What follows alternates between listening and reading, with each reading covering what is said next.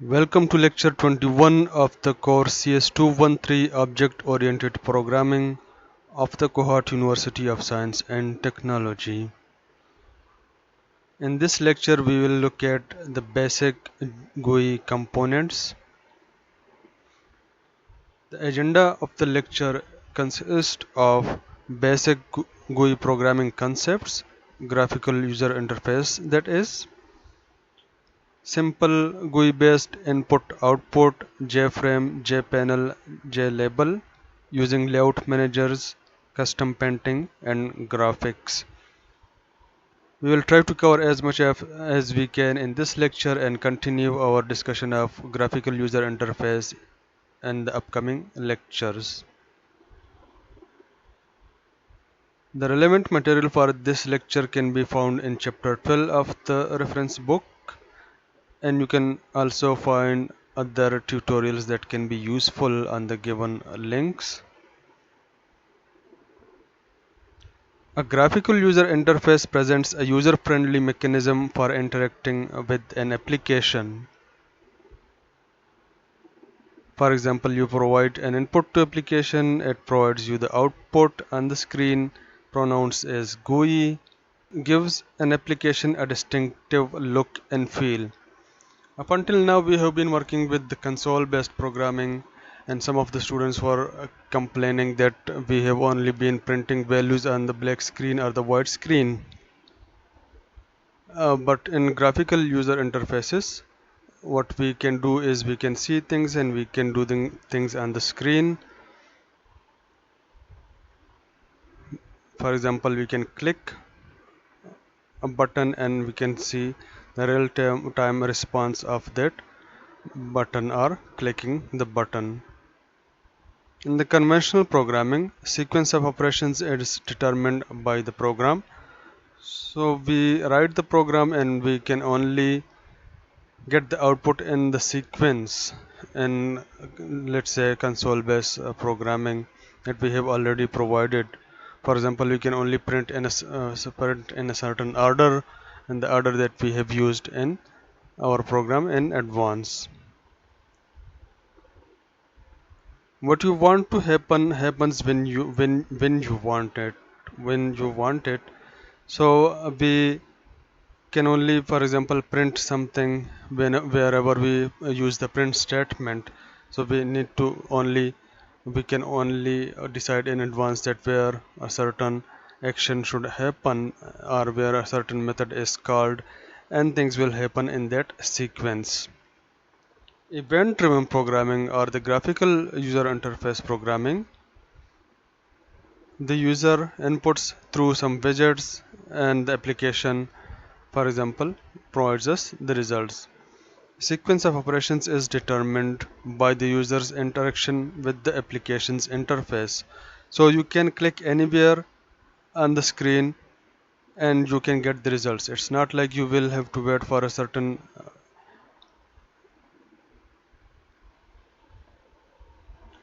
sequence to get your result. Anything that can happen happens at any time. So you can click on a certain gadget at any time and you can get your result. Or you can, for example, if it's a drawing application, you can draw over the screen at any position. So this is the difference between our conventional programming, which was console based programming, and event driven or the GUI based programming. That in the GUI base we have an interface and we are maybe allowed to click anywhere on the interface and get our results instantly, as against the sequence based results that we get through the console based programs. Implementing GUIs in Java, the Java foundation classes, let's say JFC, are a set of packages encompassing the following APIs. For example, we have the AWT, the Abstract Windows Toolkit API that contains packages related to graphical user interface programming. The older version of the components rely on pair architecture drawing done by the OS platform on which the application applet is running. So it is basically dependent on the operating system that we are using. It will match the graphical designs of the operating system that we are using. Considered to be heavyweight components using native GUI system elements. We have another API, that is the Swing API, and that is comparatively newer than the AWT API. And apart from these two, we have the JavaFX API as well that we can use, but in this course we will focus on the Swing API. But Swing API is dependent on the AWT API, so we'll also look at the AWT, but we will be doing most of our applications using the Swing API. The Swing API has newer version of the components. No prior architecture, for example, components draw themselves. It does not depend on the operating system that we are using. It is independent of the operating system. Most are considered to be lightweight that do not rely on the native GUI or operating system. So it will be comparatively lighter than the AWT library. Abstract Windows Toolkit provides basic user interface components. For example, buttons, list, menus, text fields, etc. Event handling mechanism organize components using layout managers. The Swing API, a newer library written from the ground up that allows much more powerful graphics and GUI construction. Swing component names begin with J, and we'll see that when we develop our programs using Swing library. Component AWT versus J component and Swing, so that we call it a component in AWT, but we will call it J component in Swing. Always use Swing components as we will be using most of the times. However, since Swing is built on top of AWT, you will need to know some AWT methods as well. The elements of the GUI, as we understand it, is Windows. We have been using the GUI based operating systems, and we can see that it is mostly based on the Windows. Actual first class citizens of desktop, also called top level containers, examples or frames or dialog boxes. So we built things into the windows that are provided to us on the screen. And those things are the components that can be added to the windows, and these can, for example, include GUI widgets, let's say buttons, text boxes, labels, etc. Containers are logical grouping of components. For example, panel. For example, you want to group certain text boxes or buttons together. Then we can draw a panel on the form or the window and group those components together. You can see it in this example and this window. So if we call this whole thing our window, this will be our form. Then we can see that these are the labels. This is the text box. This is a button, a JText field, J button. These are the default names for these. And this can be called the panel that contains these items. This whole thing is called the window that can contain the components. So whenever we use the word components, then we would mean the buttons or the labels or the text boxes that can be added to a window. And the containers would mean the forms or the panels that we add our components to, that can hold our components. So if you have a look at the hierarchy or the Swing component hierarchy, we can see that it is derived from the AWT component and the AWT containers, and then we can use the J components of the Swing library, which include button, JLabel, JMenu bar, JOptionPane, JPanel, JText area, JText field, and then we can have the frame from the AWT, and we can derive the JFrame as a container. So the JFrame will be our container where we can add our components. We'll be using most of these in the examples. in the upcoming lecture. Using JOptionPane, most applications use windows or dialog boxes, also called dialogues, to interact with the user. JOptionPane, for example, provides pre-built dialog boxes for input and output. Note, the user cannot interact with the rest of the application while dialog is displayed. And we will look at an example of JOptionPane as well. It can take input from the user and can provide the results on the screen, displayed via static JOptionPane methods. For example, we use two input dialogs to obtain integers from the user and a message dialog to display the sum of the integers the user enters. So we'll work on an example where we take input from the user, and we'll see how the JOptionPane works. And we will display the sum of those two integers to the user. So this can be an example. For example, the JOptionPane show input dialog. Now this method is used for, and this is a static method, we can call it with the class name JOptionPane. This method will display a message on the screen with a dialog box and a text box where we can enter our integer value. Then we will display another dialog box on the screen asking the user to enter the next integer. And we need to remember that all the input is in the text form. All the input that we provide through the dialog box or the text box will be in the text form. And we need to keep this in mind that whenever we are working with the integer values, we will need to convert those into the integer from the text format to be able to perform calculation on those numbers.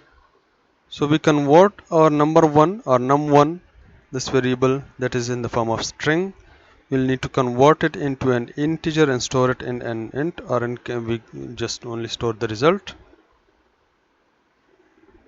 And this can be called typecasting, where we convert a string into an integer. And then we display the sum of the two numbers on the screen. JOptionPane.show message dialog.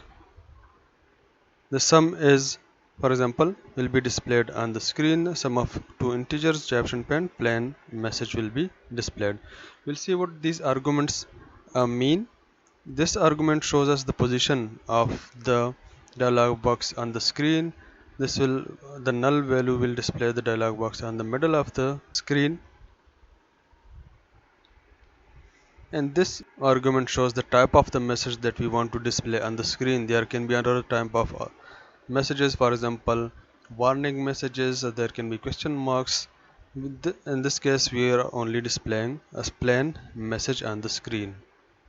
So when we run the program, we'll get this dialog box on the screen. Enter first integer. Whatever integer value you provide, you click OK or press enter. Enter second integer, you will provide the second value. These will be converted into integers in the background, and we will get this on the screen once we have entered the value for both the numbers. We will look at this example in Java, how to create this example in Java. If you look at this code, we have imported the Java swing.JOptionPane into our program. You can find the all of these codes in your book in chapter 12, and this will be also provided to you for the sake of practice. So we have the first number, and it is in the form of string. JOptionPane dot show input dialog. Now this is for displaying the input dialog on the screen. This dialog box will take some input from the user, and the second one will take some input from the user as well. It will convert the two strings into numbers to be able to perform calculation on those numbers, and then it will display the output on the screen. Now we have seen what a JOptionPane will what kind of result or what kind of a dialog box a JOptionPane can produce on the screen. If you run the program, you can see that this is a result of the first statement in our program. JOptionPane show input dialog, enter first integer. This is the output of the first line. Once we have entered a number, we click OK. Then the second line executes and it is asking us to enter second integer. Once we have entered the second integer, you click OK. In the background, these two integers are converted into numbers and the sum of these two numbers is calculated and the sum of the two numbers is displayed. The show input dialog method that we just saw is a static method. Displays an input dialog using the method string argument as a prompt. The user types characters in the text field, then clicks OK or presses the enter key to submit the string to the program. Can input only strings, and we will need to convert those strings if we are working with numbers into int format or other format that we are working with. And this will be the case with most of the GUI components. If the user clicks cancel, returns null. Show message dialog, on the other hand, is a static method. It displays a message dialog on the screen. The first argument helps determine where to position the dialogs. That we saw was null in our case. That is the first argument that tells the compiler where to display the dialog box on our screen. If null, the dialog box is displayed at the center of our screen. The second argument is the message to display. The third argument is the string that should appear in the title bar at the top of the dialog box. The fourth argument is the type of message dialog to display. For example, we displayed the plain message dialog and it does not display an icon to the left of the message. There are other types of dialog boxes that we can display. For example, in the show message dialog, we can display an information message that will be displayed with an icon I. We can display a question message that will be displayed with an icon question mark. We can display a warning message that will be displayed with an icon warning. And we can display an error message that will be displayed with the error icon. Icons, messages and OK buttons. JOptionPane show confirm dialog, frame, message title, JOption, yes no option. So you can choose the type of the option that you want to display on the screen. Show confirm dialog is another method. Ask a confirming question, yes, no, cancel. Icons, messages, buttons, OK, cancel, yes, no, cancel. These are the options that we can choose from and display on the screen based on our requirement. JOptionPane show message dialog, frame is the position of the dialog that we want to display. Message is the message that we want to display. Title of that is will be written on the top of the dialog. And this is the type of the message that we want to display on the screen. In this case, it will be this message that is displayed on the screen. So these are the options that we can choose from, or the dialogues that we can display from. This is the yes no message, a yes no option. For example, the output of this code. You can try all of these codes in your program and you will see the results instantly. So this is the OK cancel option with the show confirm dialog, with the show yes no cancel option with the show confirm dialog method. Now let's look at some of the classes that we'll be using while working with the graphical user interfaces. and one of those classes is JColorChooser class. The JColorChooser provides a pane of controls designed to allow a user to manipulate and select a color. So it provides us with a dialog box that allows us to choose a color from. Maybe you have used some programs that allows you to choose a color from. So we have a show dialog static method.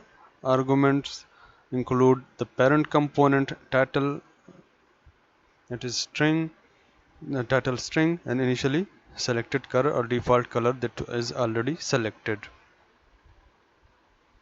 The user selects a color and clicks OK.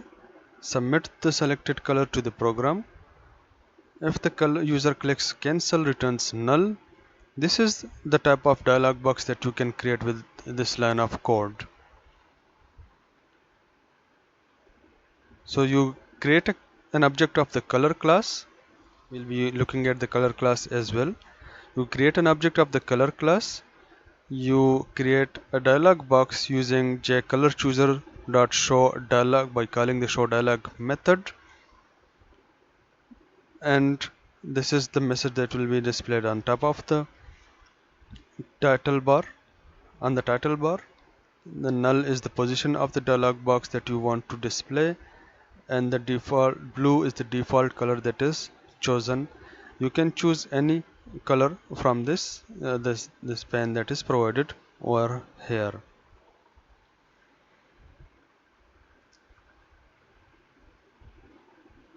Another important class is the JFrame class. JFrame class is one of the most important classes that we'll be working with while we are working with the GUI components. JFrame is a window. It is a container that we can use to add other components to. A frame is a graphical window that can be used to hold other components. A JFrame object is a window with a border and a title bar. The visible area of a JFrame object is a container, which means that we will be able to add components such as JPanel object to the JFrame object. Note that components are added to the top of a lightweight container. It is called content pane. We'll see this is the content pane that we can add our other objects to. We can add components to this content pane. This will be the open area. It is like a canvas where we can add things. You can see this. This can be a canvas for us to draw things on, to add other components to. This whole is called the frame or the JFrame. This is the menu bar. You can create your menu on this area, and this will be the title of our JFrame. Most windows that can contain swing GUI components are instances of class JFrame or a subclass of JFrame. So most of the subcomponents that we will be using swing are either objects of the JFrame or subclasses of JFrame. So get content pane, we can add a label to this area by you calling this method. Labels or JLabel is again a class that we can use to add labels to our forms or frames. We can use it to add some text to our informative text on our frame. A text label is simply a string of text displayed on screen in a graphical program. Labels often give information or describe other components. JFrame, 4 important steps. Adding components. Set default close option. Set default close option allows us to choose what will be the default when we click the close button. It indicates that the program should terminate when the window is closed by the user. This is an important thing to choose. We should always have an escape point in our program that we can click on to get exit from our program, and this is provided by the set default close operation, and this will be used as an argument to close or terminate the window that we are using when we close the window. Set size or peg. Set size specifies the width and height of the window in pixels. Now initially we'll be using all of these methods and classes and through programming. Later on we will be using a drag and drop method of creating our graphical user interfaces, and we'll be looking at the properties that we can choose or set without using any code. But for the sake of our understanding, initially we'll be using a programming to set these properties and to create these objects. We can resize the frame to fit the components inside it. Set visible is an option that we can choose, that when we run the program we can choose to display or not display the window on the screen, or we can link it to any other button, that once we click that button and a certain JFrame should be displayed or it should disappear from the screen. So you have created an object of the JFrame class. Now the frame set default close operation, and this will tell the compiler to terminate the window when the user closes the window. And this is an important property to set to our frames, our JFrames. JLabel, we create an empty label and then we can add this label to. So we create a label object and we can then add this object to our frame using content pane, get content pane, and then adding the label to that pane.